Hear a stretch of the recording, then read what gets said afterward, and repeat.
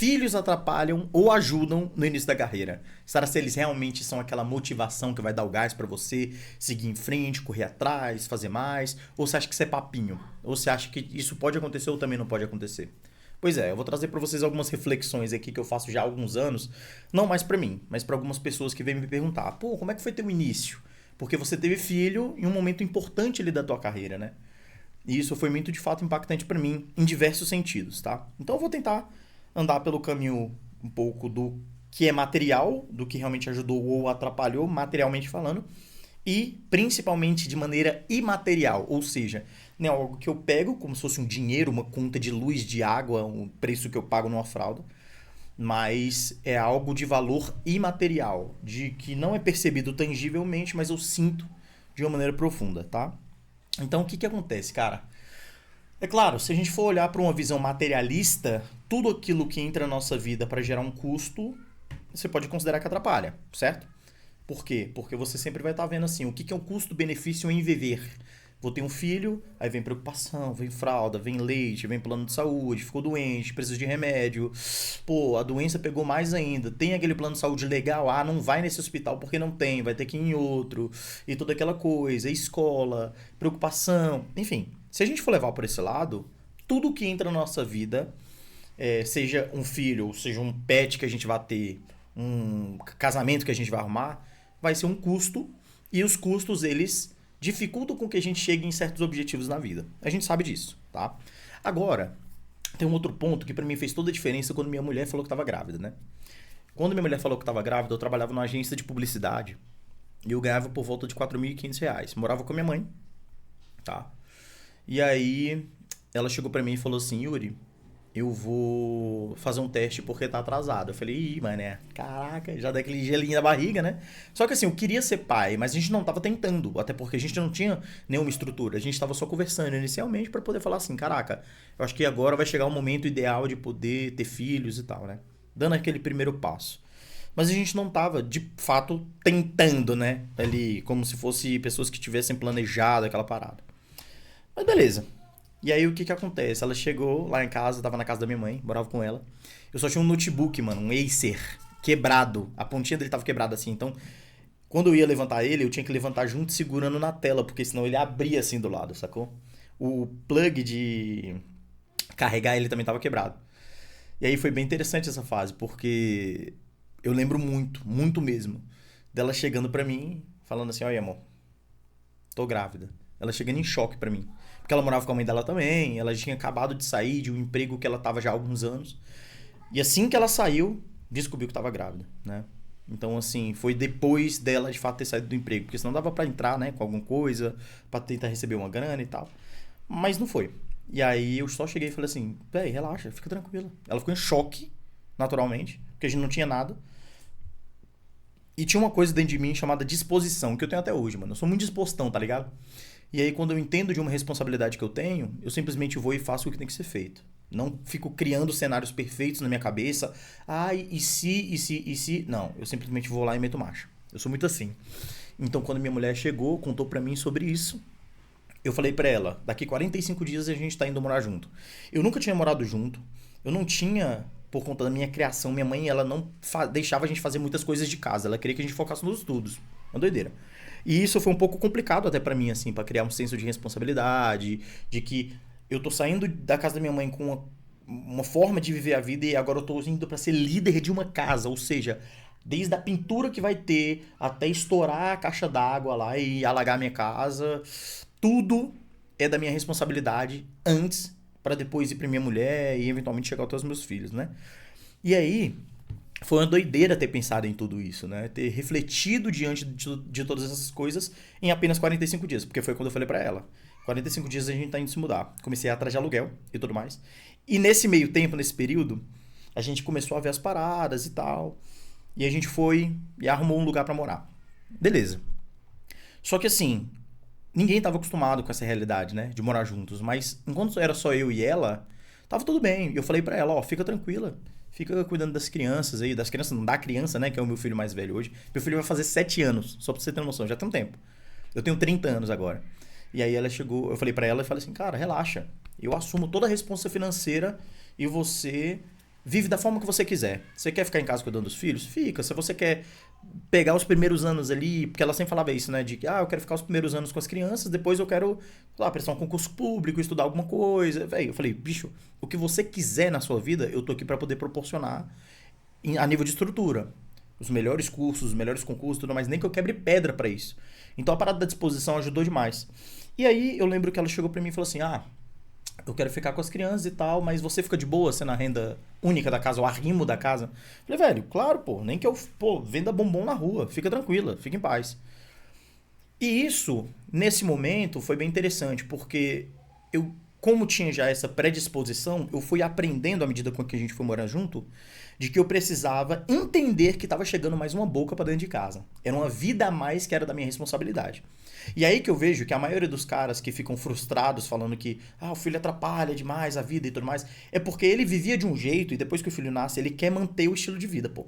Em todos os sentidos. Seja os gastos que ele tenha, mas principalmente o quanto de dinheiro que tá entrando, pô. O cara acha que conseguiu, que tendo um filho, o trampo dele lá no almoxarifado ganhando seus R$ 1.700, não vai ter uma grande diferença não depois que esse filho começar a crescer. É óbvio que vai começar a crescer essa criança e ela vai gerar mais custos pra você. Isso é natural, pô. É o que se espera, né? Até porque, por exemplo, a escola do meu filho, pô, ela custa R$ 1.000 por mês, pô, a mensalidade. Meu filho tem 6 anos de idade. Ora, se eu não tivesse considerando que ao crescer ele de fato tivesse um custo maior, como é que eu ia abarcar com isso, pô? É claro, eu tive que ter uma visão prévia das necessidades que acontecem dentro da sua casa. E isso fez com que meio que retroalimentasse uma coisa que é imaterial. Porque se eu olhasse só para preço, de fato, é só falar assim, atrapalha. Ora, é um custo a mais, é uma boca a mais, é leite, é hospital, é plano de saúde, é consulta com o pediatra, é remedinho que compra do pediatra, é roupinha. Se você for olhar por esse modo, é claro, tudo aquilo que gera um custo para você vai atrapalhar você num processo de crescimento, certo? Só que você já parou para pensar que a razão de você estar tendo condições hoje de comprar essas paradas é porque o seu filho é um motivador para você, não de uma maneira emocional, mas de uma maneira racional para que você cresça?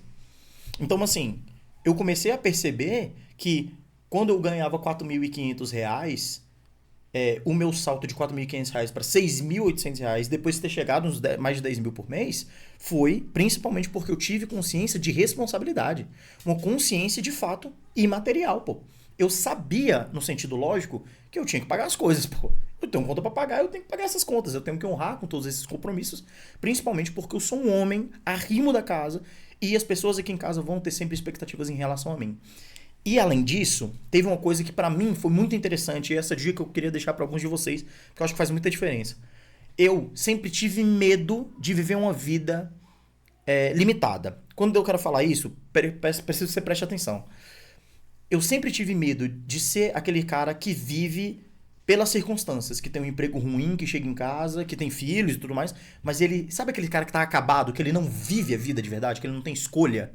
Porque ele simplesmente tem que pagar conta e porque tem filho e tudo mais, e a vida dele é aquela canseira brutal, trabalha numa empresa que ele odeia, com pessoas que ele rejeita, mas tá lá, tem que fazer aquilo. Eu sempre tive medo de fazer isso, e a única forma de poder entender como me livrar disso era me qualificando, criando um bom networking e tendo oportunidades de fazer mais negócios, tá? Seja na minha carreira ou seja em outros business que virassem dinheiro a longo prazo, realmente fizesse com que a minha carreira crescesse de fato. Então, se você não tem um receio, uma rejeição e um medo muito grande de não viver uma vida com plena qualidade, a chance de que você sinta que seu filho atrapalha a tua vida e tua carreira é muito grande, cara. Muito grande. Então, tenha consciência de que, naturalmente, se chega alguma criança na sua vida, você vai ter que depositar tempo pra ela, você vai ter que fazer coisas a mais pra ela, tal. Mas eu quero que você compreenda também.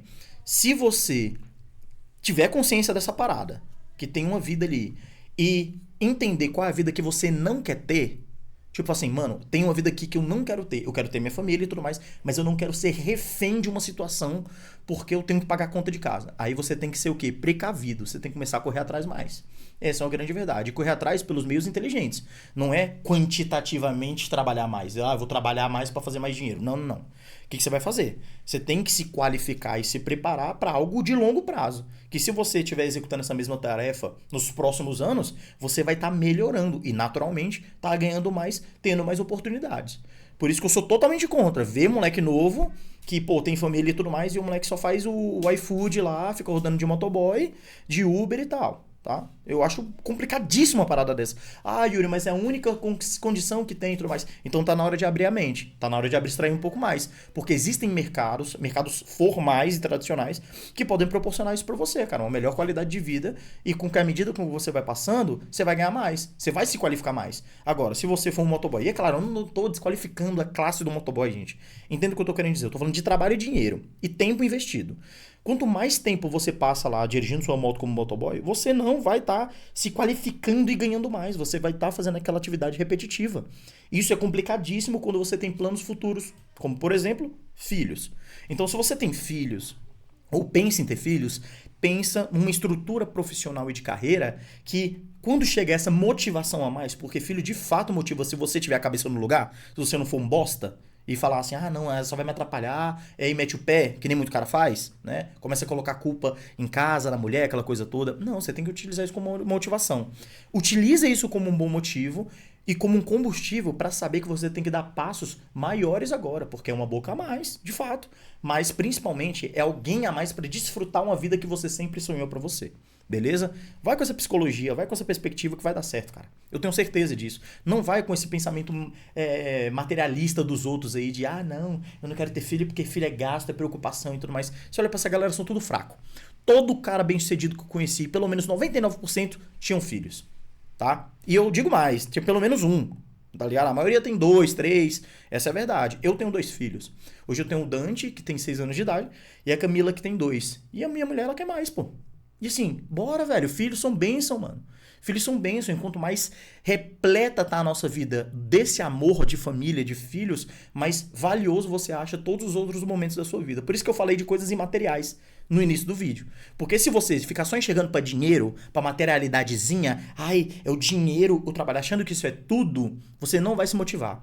Você não vai se motivar, você vai achar que tudo é custo, e o fato de tudo ser custo, você não vai pensar que tem que construir uma pessoa ali, um ser humano, e principalmente, na minha opinião, você tem que elevar essa alma até chegar ao céu, beleza? Porque é pra isso que a gente tá aqui, na verdade, pra gente poder expandir, crescer e conquistar. Mas você quer fazer isso aí sozinho, pô? Você quer fazer isso aí só cuidando de um gato dentro de uma casa? Ai, não, é porque tem um custo de filho. Ah, para com essa merda, velho, tá ligado? Para com essa merda. Pô, filho é bênção, mano. Vai por mim. Filho é bênção, pô, mas olha com perspectiva correta.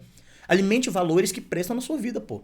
Pra que mesmo errando no meio do caminho, você vacilando, tal, não sei o quê, você consiga tá sempre dentro do trilho ali, buscando acertar, pra que com certeza tudo que há de bom em você vai reverberar nos seus filhos. Beleza? Então, eu acho que eu fui até um pouco mais amplo do que o conceito em relação a filhos, atrapalhar a carreira ou não. Mas eu espero que vocês tenham gostado do vídeo. Já deixa seu like, se inscreve aqui no canal.